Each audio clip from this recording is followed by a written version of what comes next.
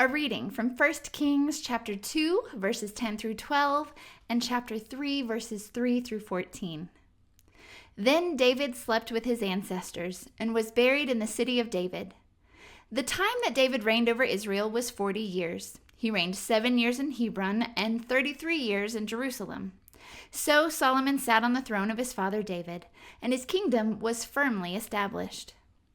Solomon loved the Lord, walking in the statutes of his father David, only he sacrificed and offered incense at the high places. The king went to Gibeon to sacrifice there, for that was the principal high place. Solomon used to offer 1,000 burnt offerings on that altar. At Gibeon, the Lord appeared to Solomon in a dream by night, and God said, "Ask what I should give you." And Solomon said, "You have shown great and steadfast love to your servant, my father David, because he walked before you in faithfulness, in righteousness, and in uprightness of heart towards you. And you have kept for him this great and steadfast love, and have given him a son to sit on his throne today. And now, O Lord my God, you have made your servant king in place of my father David, although I am only a little child. I do not know how to go out or come in, and your servant is in the midst of the people whom you have chosen, a great people, so numerous that they cannot be numbered or counted. Give your servant, therefore, an understanding mind to govern your people, able to discern between good and evil. For who can govern this, your great people?" It pleased the Lord that Solomon had asked this. God said to him, "Because you have asked this, and have not asked for yourself long life or riches or for the life of your enemies, but have asked for yourself understanding to discern what is right, I now do according to your word. Indeed, I give you a wise and discerning mind. No one like you has been before you, and no one like you shall arise after you. I give you also what you have not asked, both riches and honor all your life. No other king shall compare with you. If you will walk in my ways, keeping my statutes and my commandments, as your father David walked, then I will lengthen your life." I'll never forget a story that one of my mentors told me when I was going through medical training as an undergrad. This particular mentor had been practicing medicine since the very early 1940s. He started his practice by still visiting patients in their homes with a black doctor bag. He was at this point in his career one of the most prestigious physicians in his field.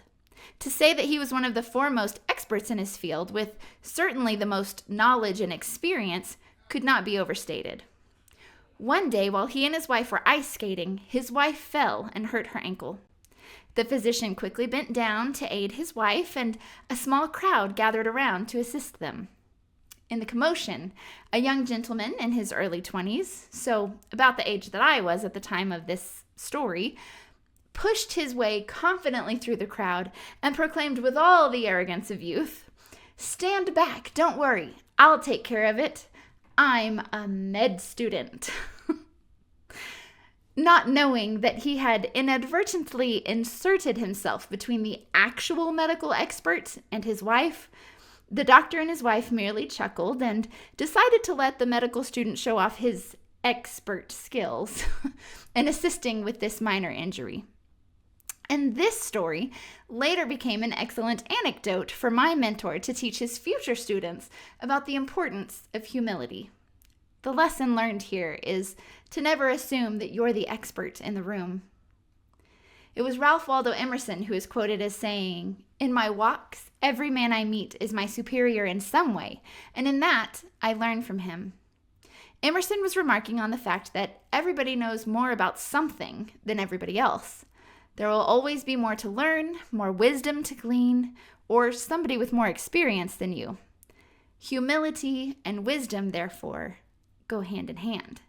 Remaining open to the knowledge that you don't know everything, no matter your age or your experience, is a mark of true wisdom. Socrates had a similar revelation when he said, "I know that I know nothing."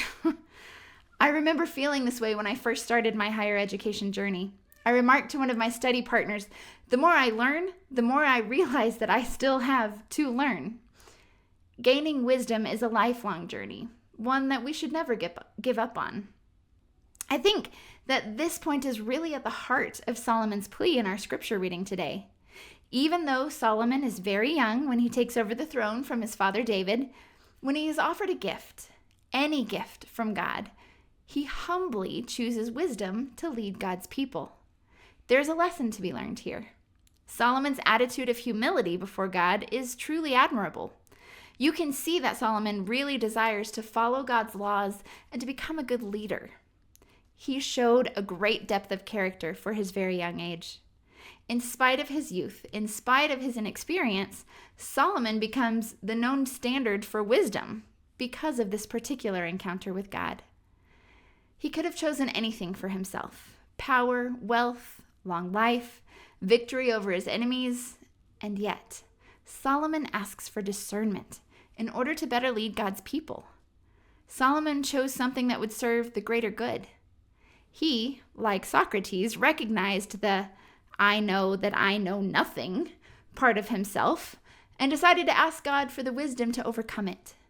The wisdom of Solomon was then something that was divinely granted by God upon his proper response to God's invitation for a gift. We'll see some more stories of how this wisdom plays out during Solomon's rule next week. But as we continue to encounter these scriptures or any other aspect of our faith life journey, one of the things that I love about our United Methodist heritage is that we get to put a large emphasis on reason when we come and look at our theology. We can use our intellect. We can use our brains, not just our hearts, as we encounter the divine things of life. John Wesley, the father of Methodism, holds up reason as one of the lenses through which we should study all aspects of our faith life. He was, after all, a professor of logic and philosophy at Oxford University. I used to have a youth director that encouraged us to ask the hard questions, to find the hidden truths.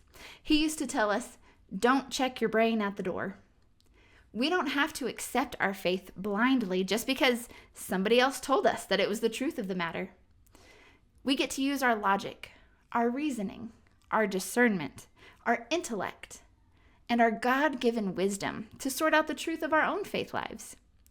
I've realized that sometimes the older we get, the more set in our ways we can get. We start to reach what we think is the peak of knowledge, and then we stop searching for answers. We stop asking questions. We stop acquiring wisdom. Solomon went on to fill the book of Proverbs with admonitions to not forsake wisdom, to search for wisdom above all else as a great treasure, to seek after and to find her. Proverbs 2:6-8 says, "For the Lord gives wisdom.